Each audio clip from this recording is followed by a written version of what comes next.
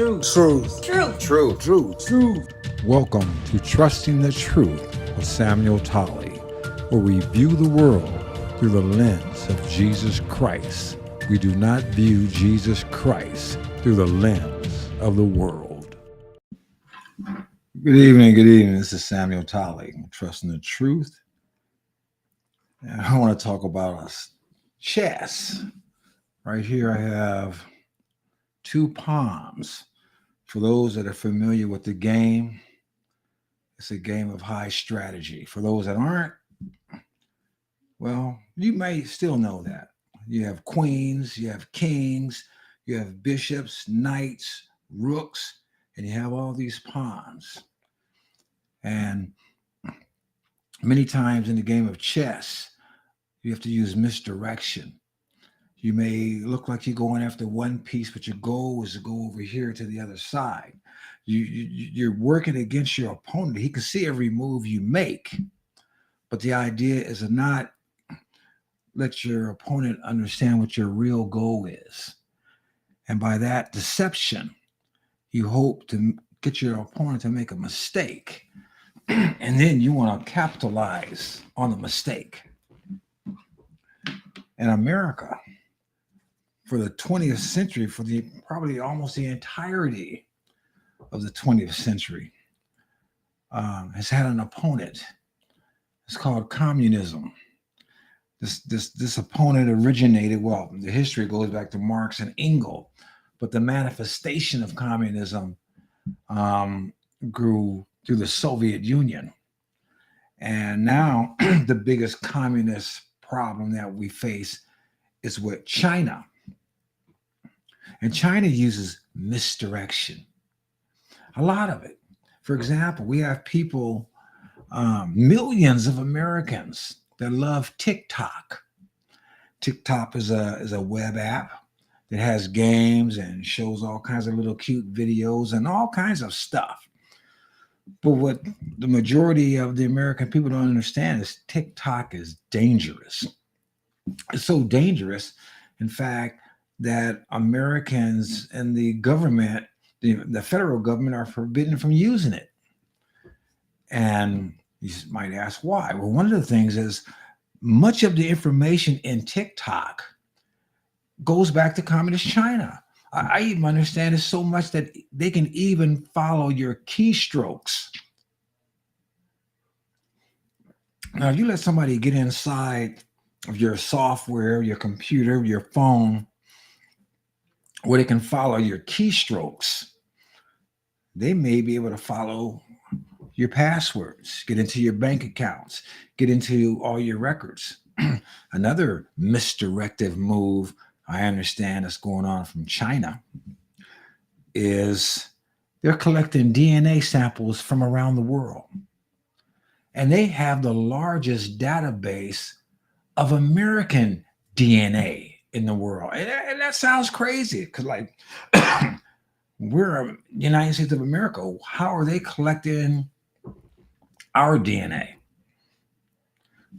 One of the ways that they're collecting our DNA is through another form of misdirection.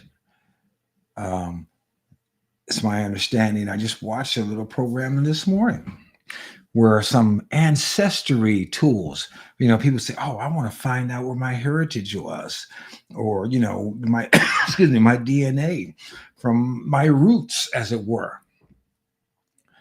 And so they sent a sample of their DNA to these ancestry companies, and many of them are in cahoots or either owned by or some kind of way operating with the Communist Chinese Party.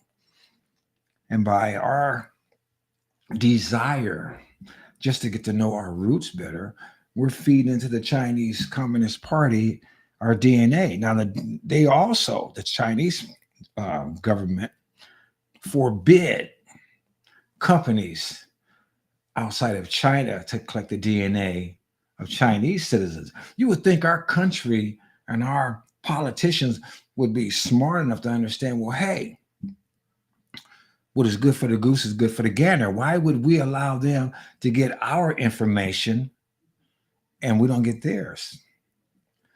And one of the reasons why, and this sounds really scientific and real spooky, but it's true. I understand they're collecting DNA samples from around the world because they also are trying to engineer genetic bioweapons based on the DNA of certain classes of or races of people.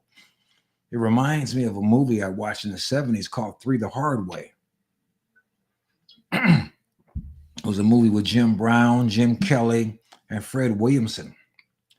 And they were like, one guy was in LA, one was in Chicago, and the other one was in Detroit.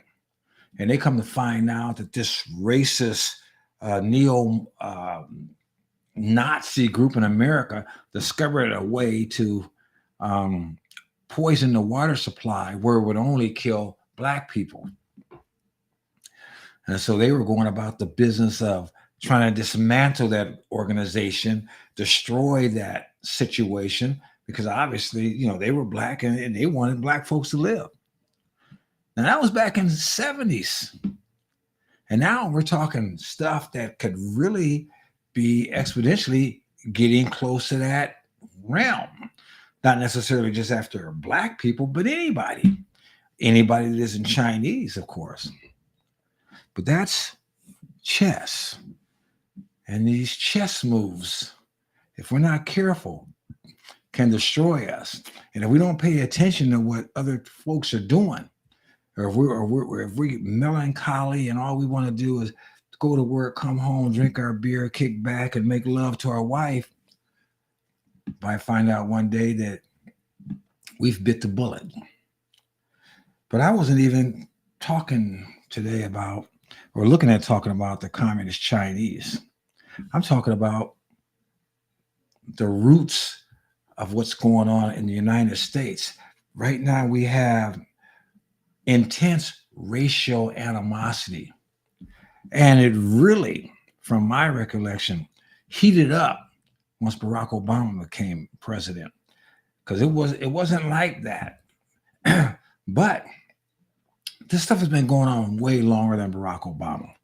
This stuff was been going on before I was born, and I was born in 1952. There has been a concerted effort from the communist Russians to dismantle the United States from the inside. When your enemy is just as strong or stronger than you, it may be suicide to just try to confront him and defeat him straight up. I mean, Russia got a bunch of nukes. We got a bunch of nukes. Russia knew even before we had the nukes, or we all have had them, that to defeat the United States would be very problematic.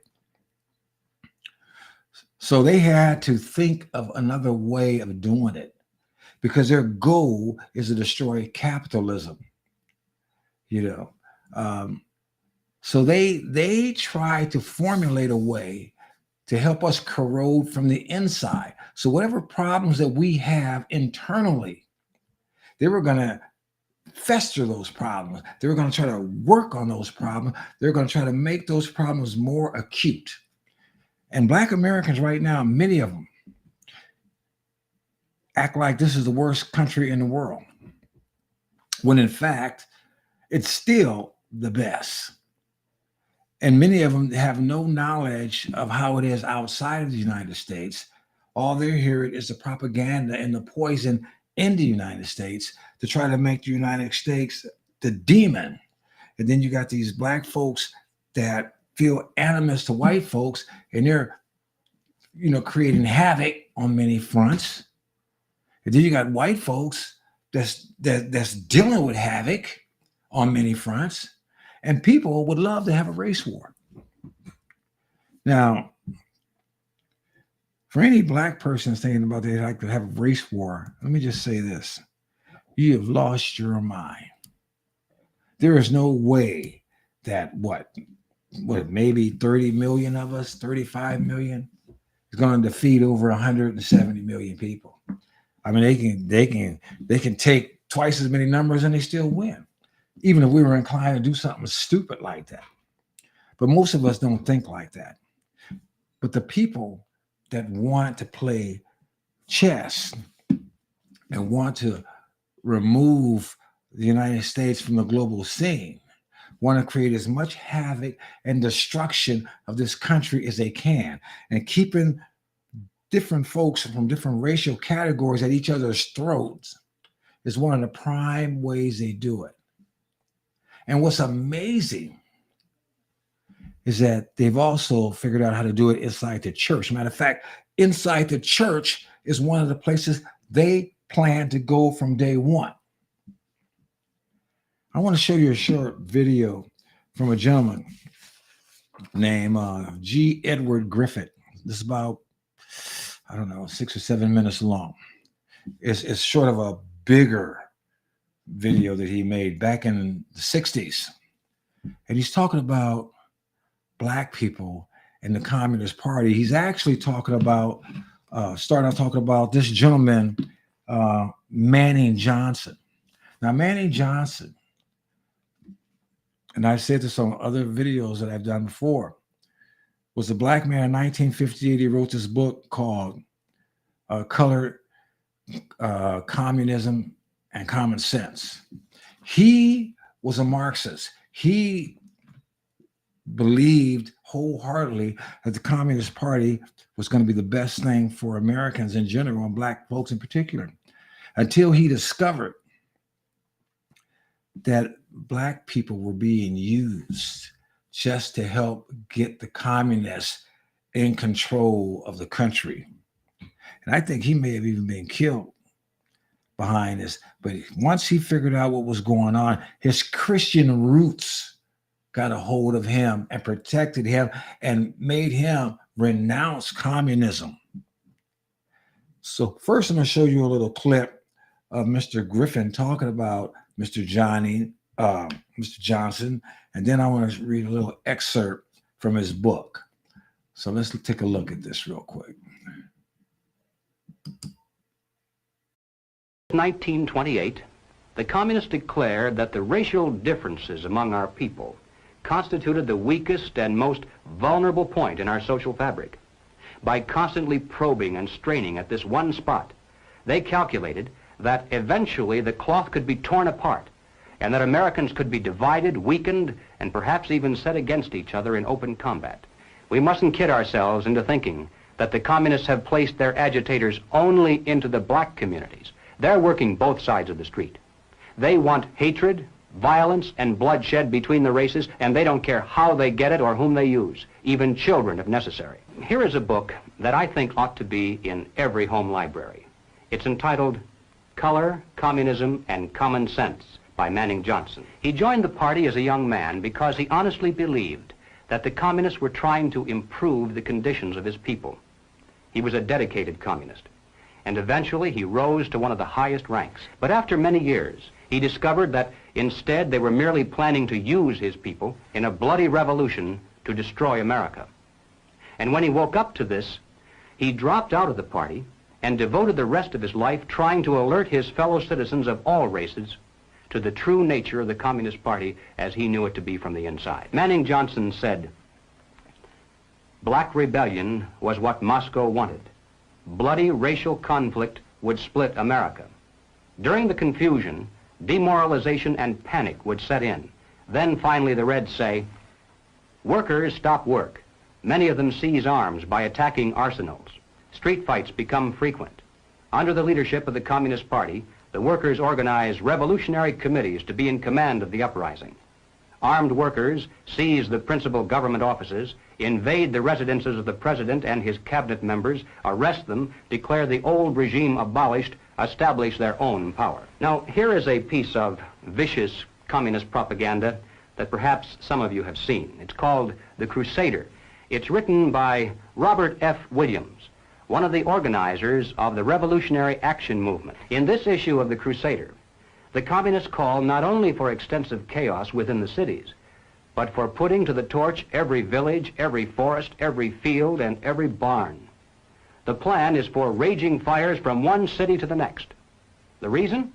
Well, first, there's the value of sheer destruction. Secondly, it would force us to deploy our defenses and rescue units over the widest possible area. The communists point out that as long as our police and National Guard remain concentrated they're invincible. But if they can be forced to spread out over the entire city and into the countryside as well, then they can be picked off from ambush one by one. And the third value of massive fire to the communists is psychological.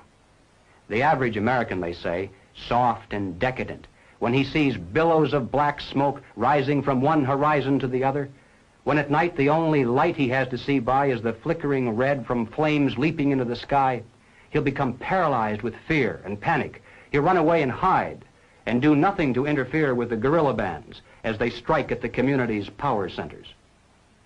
The Crusader explains how to set up sniper units in crowded metropolitan areas, how to manufacture jumbo Molotov cocktails, the gallon jug size, and how to mix the gasoline with certain ingredients to make it burn like napalm, how to pour gasoline into utility manholes in the streets to set fire to the main telephone cables, how to put sulfur tips from matches into air conditioning units and blow up large buildings, how to ignite gas mains and oil storage tanks.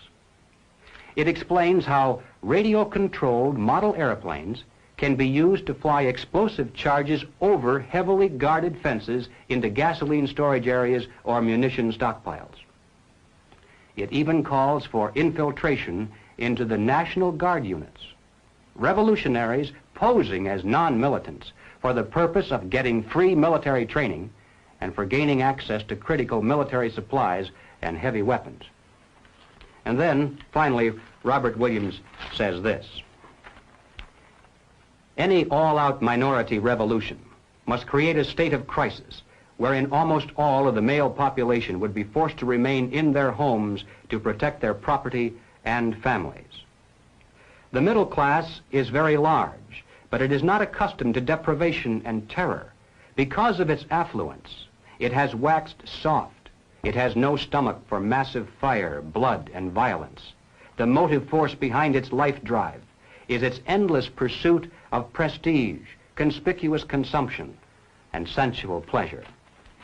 A few years of violent, sporadic, and highly destructive uprisings will set the stage for the grand finale.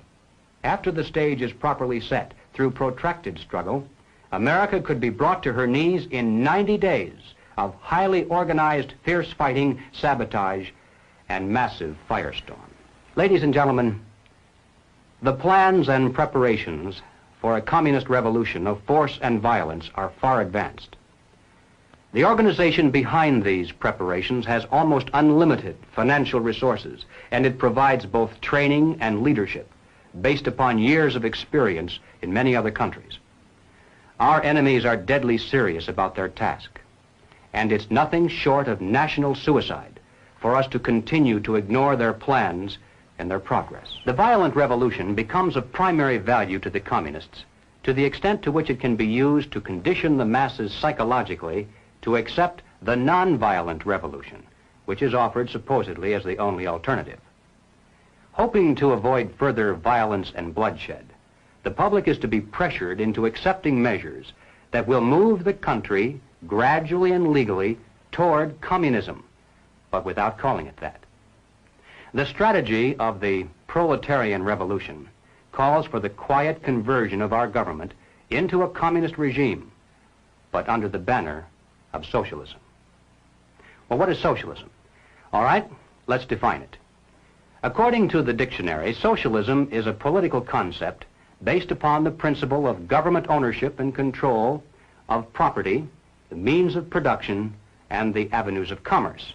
Under socialism, those who run the government, and the communists are confident that in America they eventually will be the ones who do so, those who run the government will know who is to get something and who has to wait, and that represents control over human beings. What has all this to do with the communist revolution in America? Well, ladies and gentlemen, it has everything to do with it, because the building of socialism is the communist revolution in America. It represents the process whereby our country can be moved gradually toward communism without the people even being aware of it. No matter what grievance we may have, real or imagined, no matter what national problems we may face, the communists seize upon these as excuses to build socialism. They have one and only one solution for all problems. More government, and then more and more until it's total government. And forgive me for saying it one more time. Total government is communism. There's another book I want to talk about, and it's called The Naked Communist. It was written by a gentleman named W. Cleon Skousen. I think it was about 1963 or in the early 60s or 58, I'm not sure. But at any rate, what happened was in 1963, he laid out 45 goals that the Communist Party has or had. Most of those goals have already been achieved for the United States. And goal number 15, I was just thinking about it as we were watching the clip, was capture one or both of the political parties in the United States. And we have many Democrats running around talking about being socialists these days. Bernie Sanders is unabashedly AOC. You know, and a lot of them are talking about universal health care. We need one health care. That sounds great. Oh, gee, if we got, universal health care, we don't have to pay for it. Yeah, that sounds great until you put it into practice. In Canada, many people will come to the United States to get health care because they have to wait so long for that universal health care they have. And in England, the same thing. Or you got folks whose teeth are rotten out because it's not easy for them to get to a dentist.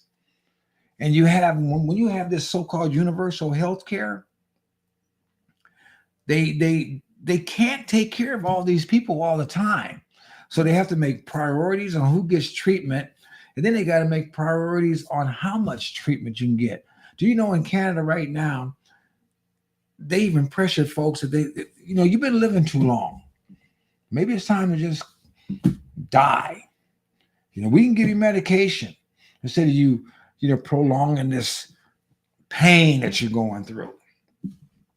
I think they just recently got some that they were talking about young folks, because if you can truncate the number of people on a system, then the system could be a little bit more manageable. Now, when Mr. Griffin was talking about more and more government, more in this, and the deception, like he's talking about them taking over the country without people knowing it, let me tell you one of the ways that they can take it over and you don't know it.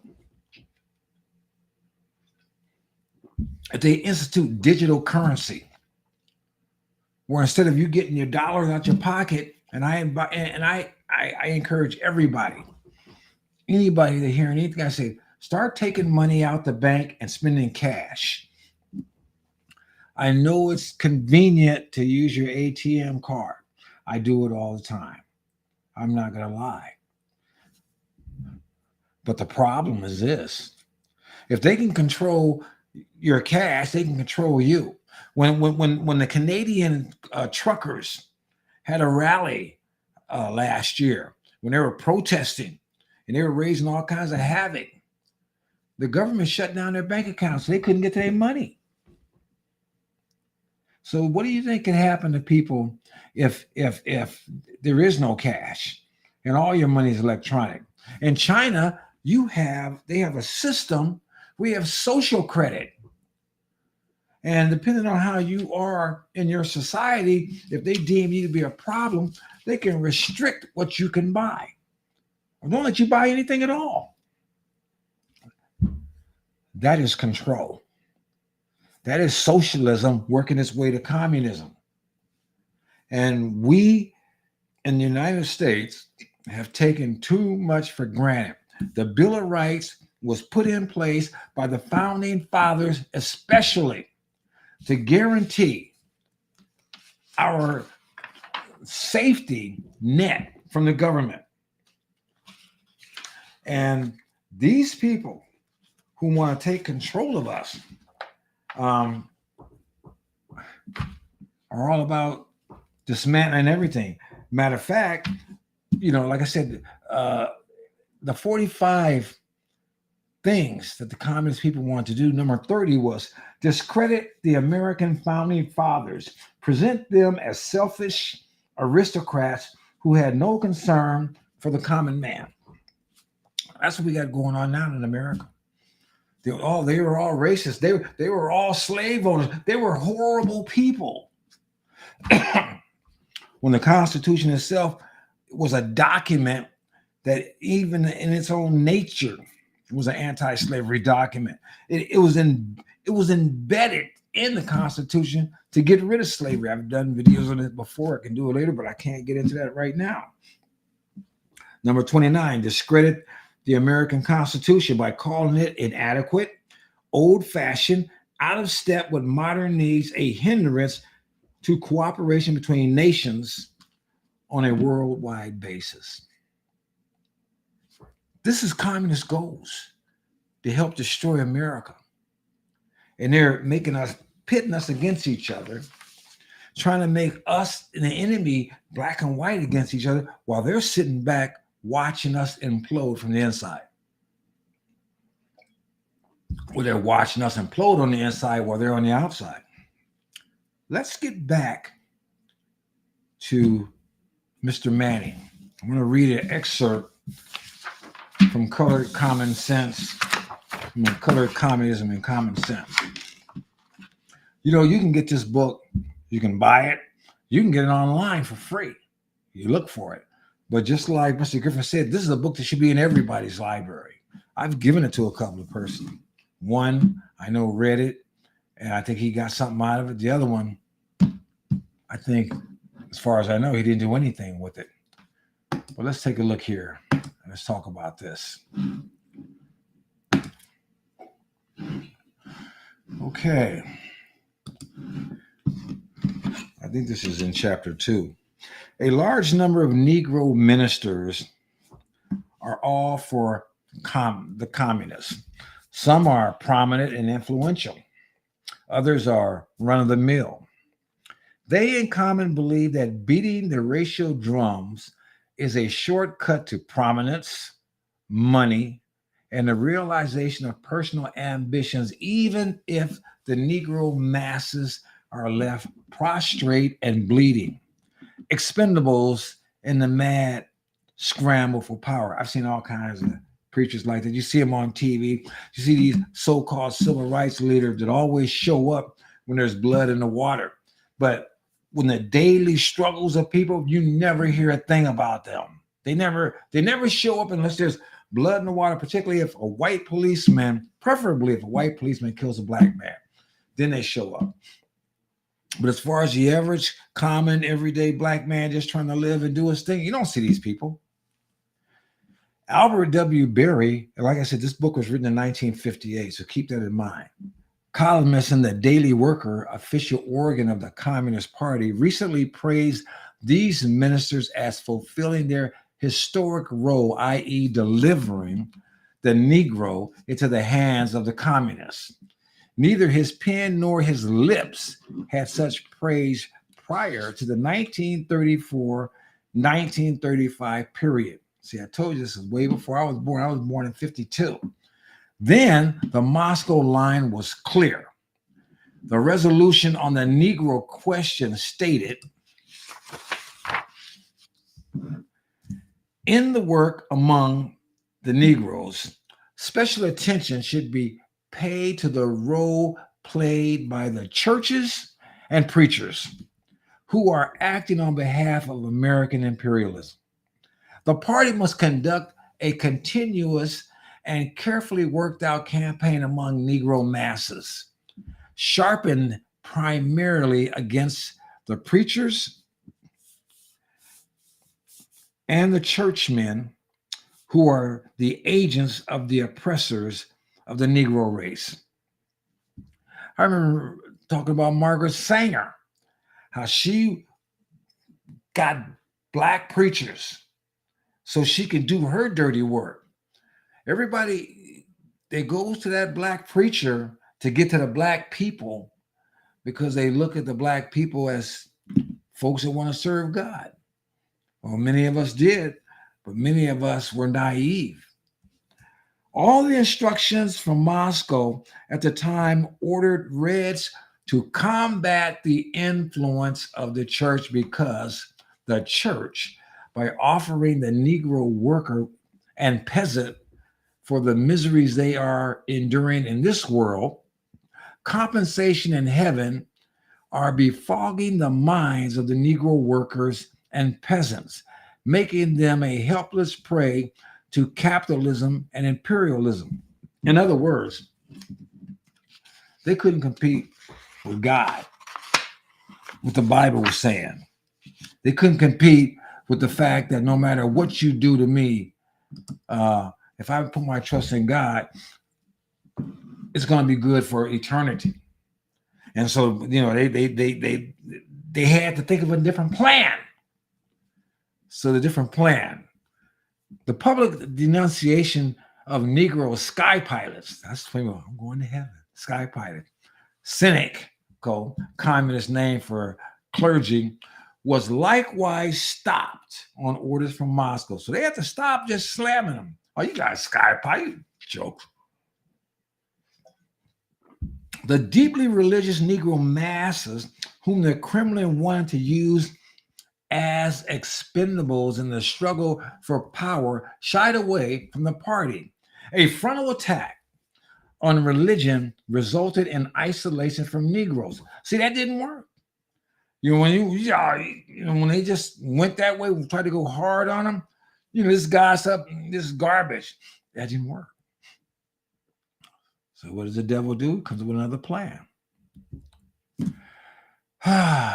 Therefore, deception, the chess move,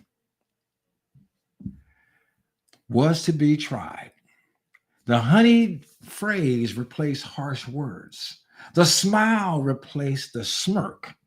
The velvet glove covered the mailed fist. Humility replaced arrogance. The handshake replaced hostility. All that was distasteful and wicked in the past was to be forgotten in the face of a need for a common front against the white oppressors. Now, we're your friends. We're going to help you against these white folks. That's the enemy. We're on your side. The devil was sick, and an angel he would be. Like I said, this is the writing of Manny Johnson.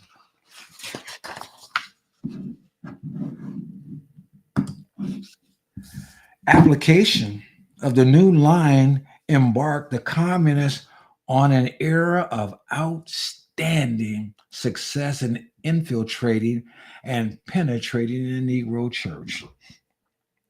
So when they switched up and they got nice and soft and tried to befriend him instead of mock him, they got their clutches in there. Number 27 of the 45 goals: infiltrate the churches and replace revealed religion with social religion. Discredit the Bible and emphasize the need for intellectual maturity, which does not need a religious crutch. You get the CRT, you get this, I think the guy's name was James Cole, this social gospel. Martin Luther King, he had the social gospel. When you get this gospel void of the death, burial, resurrection of Jesus Christ, void of repentance and turning your life over to God, void of trusting the Lord and trusting in his word versus trusting man. Look at the roots of this thing. The Communist Party. A tool of the Communist Party. It amazes me. Like I said, number 15 was someone taking over one of the parties, and the Democrat Party has surely been taken over. In my opinion, they're always talking about how bad it is for the black man, but we're going to take care of you. We're there for you. Now they got folks talking about giving folks $5 million for being black in San Francisco. Talking about reparations all over the country. Now, they got people in the streets in San Francisco. Even the state of California's budget's out of whack. And Newsom's talking about giving folks a bunch of money. But my attitude is this. Fine, I lived in California for about 67, 68 years. You want to give them money, then fine, send me a check. But only take my money from Democrats, because it was a Democrat party. There was a party of slavery, not Republicans. It was a Democrat party, the party of Jim Crow. It was a Democrat party, the party of the Ku Klux Klan. It was a Democrat party, the party of segregation, separate but equal, water fountain separation, all lynching. The whole thing was Democrats. So if Democrats feel that bad about stuff, then send me a check. But don't make anybody else pay for it, the Democrats.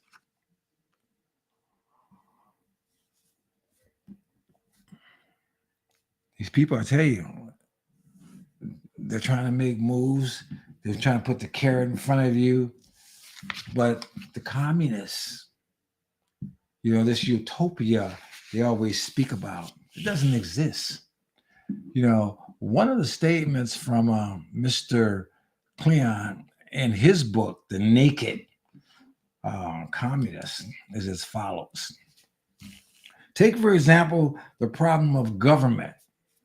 Marx and Engels would solve these problems by working for the day when they could eliminate government.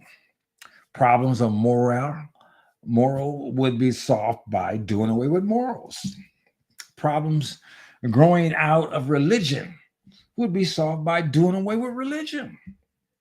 Problems of marriage, home, and family would be eliminated by doing away with marriage, home, and family. The problems arising out of property rights would be resolved by not allowing anyone to have any property rights. Now, this sounds ridiculous, but in the book 1984, they did away with crime. So they didn't have a crime problem. Except for people that got out of line, they disappeared in the middle of the night. So this idea of no crime didn't exist, but they had crime. Now, I'm going to play about an 8-minute video referring to The Naked Communist, the book. And it's going to give you all 45 of the goals of the Communist Party. And then if time permits, I want to get into this queer thing and the application of some of these goals that are going to happen at University of Notre Dame. So let's see what we have here.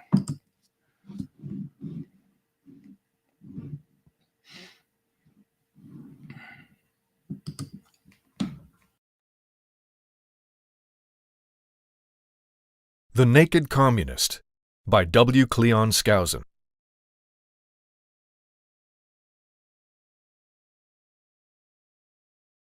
Ronald Reagan, President of the United States, added his own endorsement. No one is better qualified to discuss the threat to this nation from communism. You will be alarmed. You will be informed. Dr. Ben Carson, surgeon, philanthropist, journalist, and candidate for U.S. President, said the book opened his eyes to the workings of America's greatest enemy. The Naked Communist lays out the whole progressive plan. It is unbelievable how fast it has been achieved. Radio host Glenn Beck said, "Skousen predicted someday you won't be able to find the truth anywhere, because the history of this country is going to be hijacked by communists. I think we are there." J. Edgar Hoover, the director of the Federal Bureau of Investigation for 37 years, never endorsed books, but came close when he said, "I feel certain that your efforts on this important subject, communism, will receive widespread attention and consideration.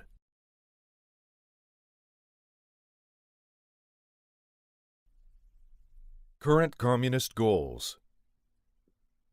1. U.S. acceptance of coexistence as the only alternative to atomic war. 2. U.S. willingness to capitulate in preference to engaging in atomic war. 3. Develop the illusion that total disarmament by the United States would be a demonstration of moral strength. 4. Permit free trade between all nations, regardless of communist affiliation, and regardless of whether or not items could be used for war. 5. Extension of long-term loans to Russia and Soviet satellites. 6. Provide American aid to all nations regardless of communist domination. 7. Grant recognition of Red China. Admission of Red China to the UN. 8. Set up East and West Germany as separate states in spite of Khrushchev's promise in 1955 to settle the Germany question by free elections under the supervision of the UN. 9. Prolong the conferences to ban atomic tests because the U.S. has agreed to suspend tests as long as negotiations are in progress. 10. Allow all Soviet satellites individual representation in the UN. 11. Promote the UN as the only hope for mankind. If its charter is rewritten, demand that it be set up as a one-world government with its own independent armed forces. Some communist leaders believe the world can be taken over as easily by the UN as by Moscow. Sometimes these two centers compete with each other, as they are now doing in the Congo. 12. Resist any attempt to outlaw the Communist Party. 13. Do away with all loyalty oaths. 14. Continue giving Russia access to the U.S. Patent Office. 15. Capture one or both of the political parties in the United States. 16. Use technical decisions of the courts to weaken basic American institutions by claiming their activities violate civil rights. 17. Get control of the schools. Use them as transmission belts for socialism and current communist propaganda. Soften the curriculum. Get control of teachers' associations. Put the party line in textbooks. 18. Gain control of all student newspapers. 19. Use student riots to foment public protests against programs or organizations which are under communist attack. 20. Infiltrate the press. Get control of book review assignments, editorial writing, and policy-making positions. 21. Gain control of key positions in radio, TV, and motion pictures. 22. Continue discrediting American culture by degrading all forms of artistic expression. An American communist cell was told to eliminate all good sculpture from parks and buildings, substitute shapeless, awkward, and meaningless forms. 23. Control art critics and directors of art museums. Our plan is to promote ugliness, repulsive, meaningless art. 24. Eliminate all laws governing obscenity by calling them censorship and a violation of free speech and free press. 25. Break down cultural standards of morality by promoting pornography and obscenity in books, magazines, motion pictures, radio, and TV. 26. Present homosexuality, degeneracy, and promiscuity as normal, natural, and healthy. 27. Infiltrate the churches and replace revealed religion with social religion.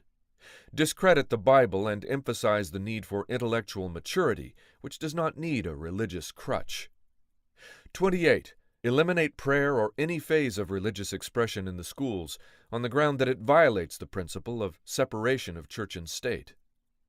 29. Discredit the American Constitution by calling it inadequate, old-fashioned, out of step with modern needs, a hindrance to cooperation between nations on a worldwide basis. 30. Discredit the American Founding Fathers. Present them as selfish aristocrats who had no concern for the common man. 31. Belittle all forms of American culture and discourage the teaching of American history on the ground that it was only a minor part of the big picture. Give more emphasis to Russian history since the communists took over. 32.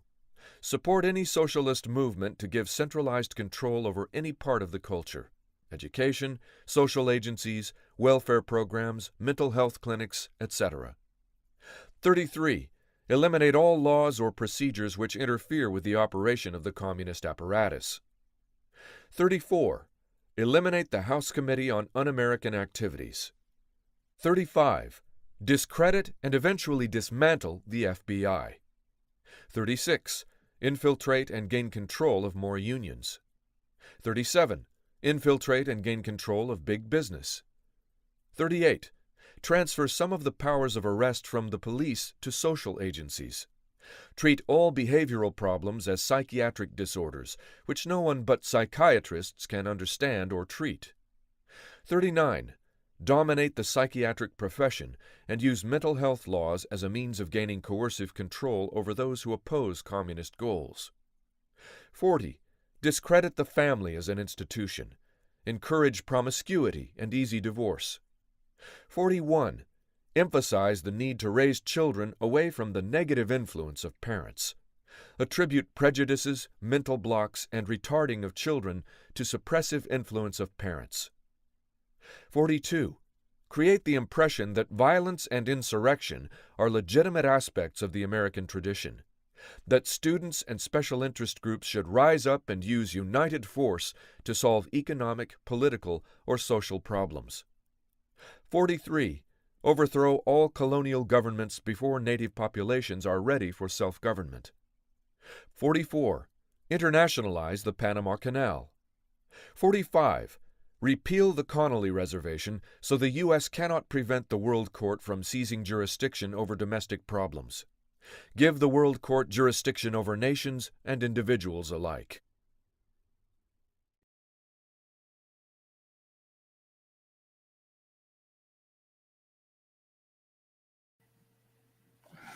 Well. As you can see, those folks are diabolical, and they were not playing around. Let's see an application of some of this stuff that they did or they requested. Now, hold on a second. Full disclosure. This is pertaining to the University of Notre Dame. And as you know or should know, or will know what I'm telling you, the University of Notre Dame is a Catholic school, college. I'm not Catholic, and I'm not purporting to be Catholic. But they got this event that's getting ready to happen in a couple of days. And let's read over this real quick so you can see what it has to say. University of Notre Dame to host Queer Holiness event. I mean, right there, we can stop. Queer Holiness event. Critics call it revolt against God. Yeah, I would too. The University of Notre Dame will host an event entitled Queer Holiness, an experiential Christian anthropology, even though Catholic Church teaches labels homosexuality as a sin. Yes, it does.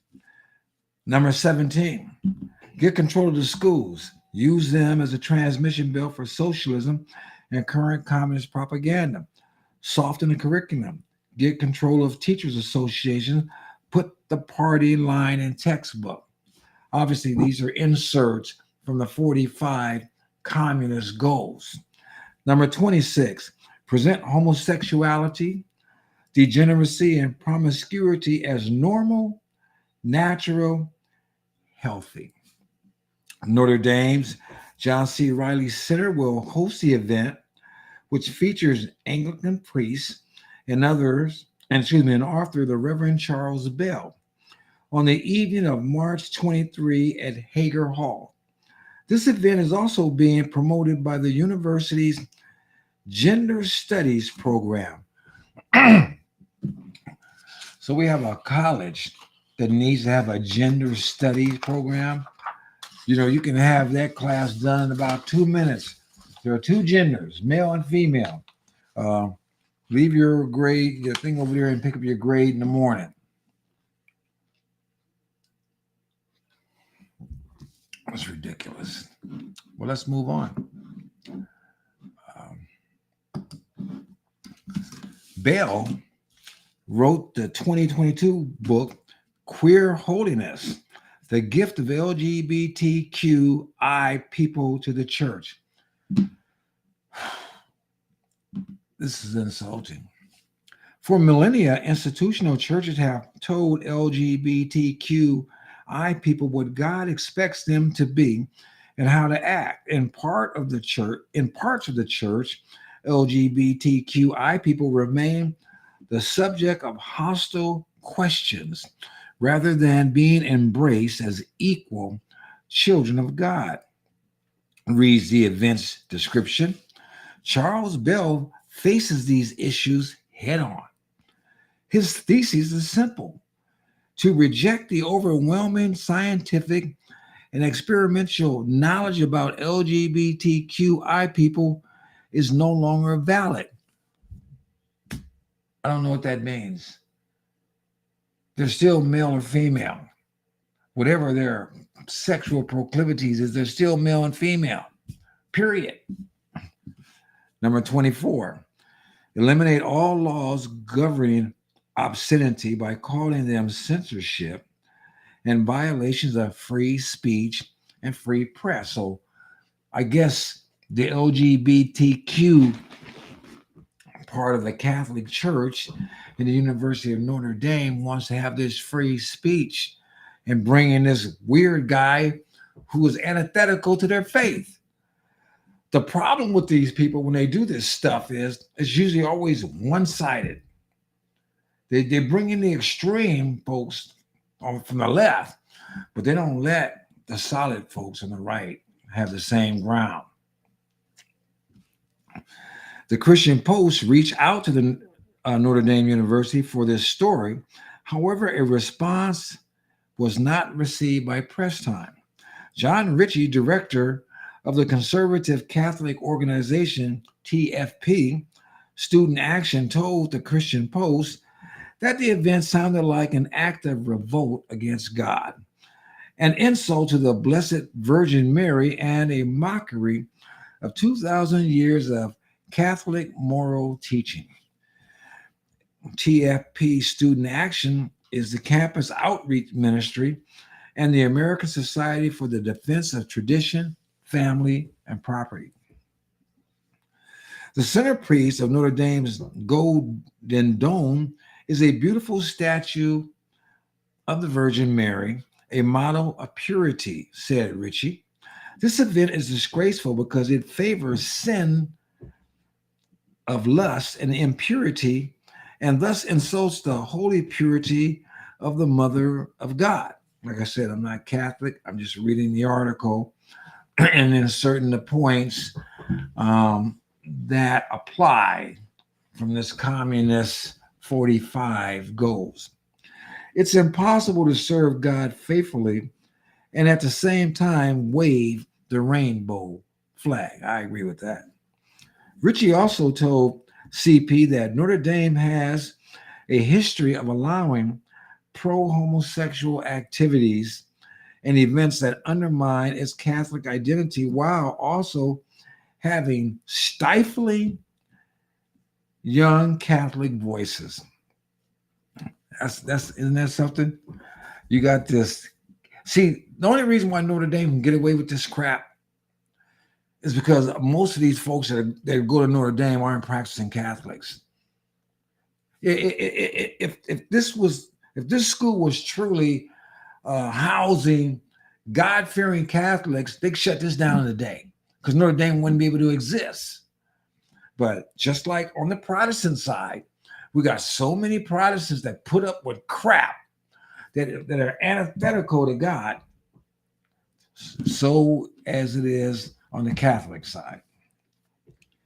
I personally witnessed campus police shut down a display that promoted traditional marriage as the sacred union between one man and one woman, he continued. Number 40, discredit the family as an institution, encourage promiscuity and easy divorce. Back in 2014, Notre Dame police were ordered to shut down TFP Student Action Table designed to promote God's marriage. There was no inclusion, no sensitivity, and no academic safe zone to accommodate moral values.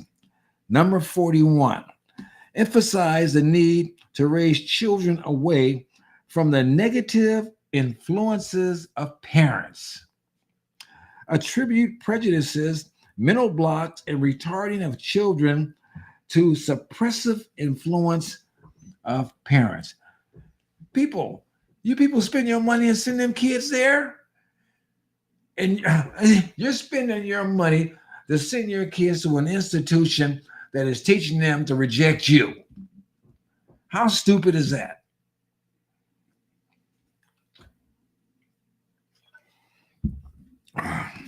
In response to the event, Ritchie said that volunteers with TFP intend to offer up sacrifices of prayers of reparations to God and encourage as many students as possible to practice the angelic virtue of purity.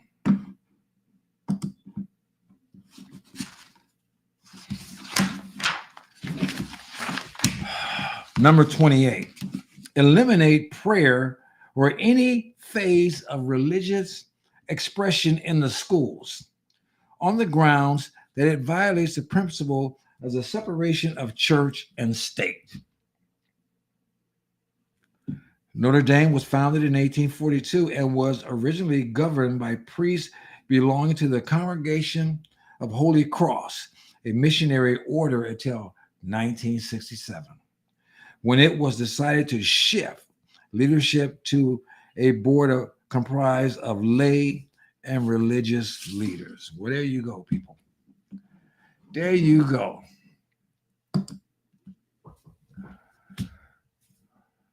We're being played. We've been played. We're being played on all kinds of levels. We're being played on a religious level. We're being played on a political level. We're being played on a social, economical level. We're being played against each other. And the roots go back to communism, which goes back to Satan.